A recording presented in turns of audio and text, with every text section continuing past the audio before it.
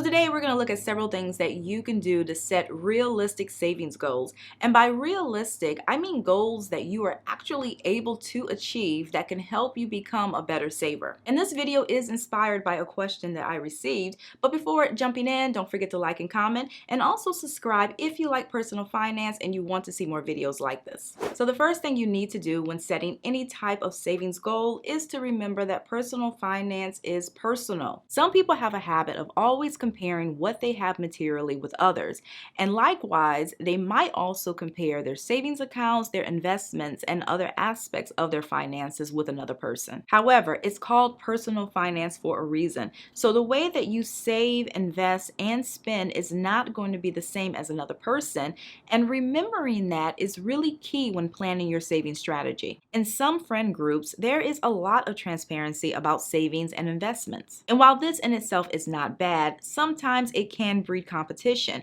And if you have less, you might feel as if you're behind or that you have to play catch up, which can lead to you setting unattainable goals. Now, obviously, there's nothing wrong with making adjustments to build a bigger nest egg, but at the same time, you have to keep things in perspective. A friend saving their first $50,000 or maybe their first $100,000 or even their first $1,000,000 before you does not necessarily mean that you're behind or that you're moving in the wrong direction, because so much influences saving levels. And even if you have much less saved, you might still be in a good place given your circumstances. So stop the comparisons, because all you're doing is taking the focus off of your own goals. You also don't want to aim too high. I've even heard of some friends coming up with a savings pack where they basically agreed to save the same X amount of dollars over a certain time frame, and it might be $3,000 over like a 6-month period, and some will even turn this into like a game or a race. And these challenges can be fun, and they can also add a layer of accountability,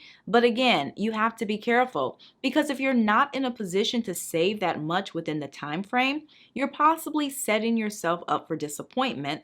And this applies even when you're not saving with another person. So part of being realistic is being honest about your financial limitations, because even though it might feel good to say that you're going to save $400 or $500 every month, realistically, you might only be in a position to save half of that. But on the other side of that, you also don't want to aim too low. And the easiest way to know what you can actually afford to save so that you're not aiming too high or too low is to review your budget before setting a goal. I talk a lot about budgets, and if you watch any video about general personal finance tips, I'm willing to bet that the word budget will come up at least once, because these really do provide a foundation for many money goals. Budgeting doesn't only create a plan for your money, it can also reveal money leaks that prevent saving as much as you possibly can. Tracking your spending over a period of 2 or 3 months can be eye-opening, because you're able to see how much you're actually spending in every single category.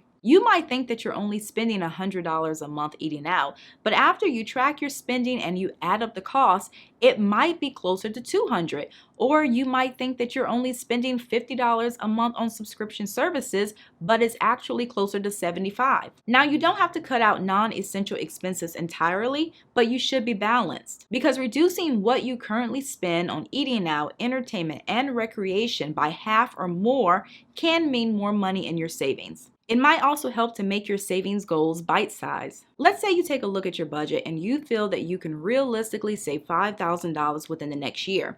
Instead of setting a goal to save $5,000 between January and December, take that larger goal and break it down into a mini goal and commit to saving $96 a week. And I like this because big numbers can be intimidating to some people. So if you're starting from zero and you're trying to save your first $5,000, or maybe you're trying to save an additional $5,000, even if this is doable, the finish line might seem far off.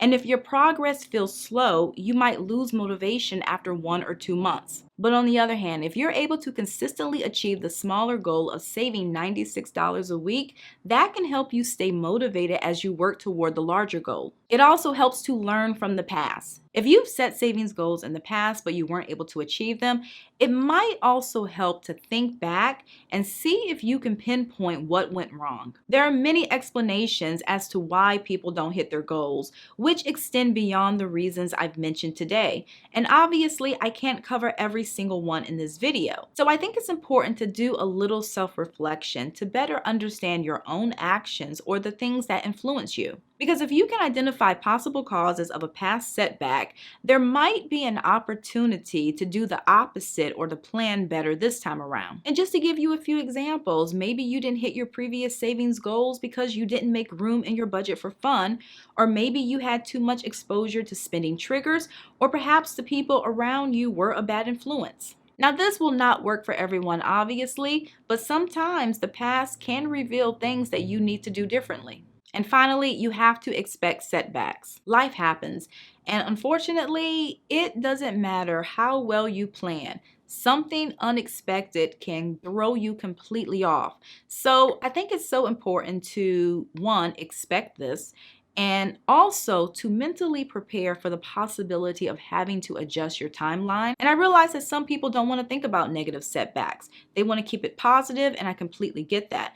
But at the same time, I do feel that going into a goal with the awareness that things might not always go perfectly can help prevent discouragement if things do go wrong. And this is crucial because discouragement is what causes a lot of people to give up, because it's hard to stay positive when it feels like you're taking 2 or 3 steps in the wrong direction. Now, if you do feel like giving up, one thing that might help is to look back on the progress you've made thus far, because even with a setback, you might not be that far from the finish line. So that's all that I have for you guys today. I really hope that you enjoyed this video, and if you did, please give me a thumbs up. And if you haven't already, definitely consider subscribing. I talk a lot about personal finance, so if you like videos like this, I do post every weekend and sometimes during the week. Thank you again for watching, and I'll see you in a few days.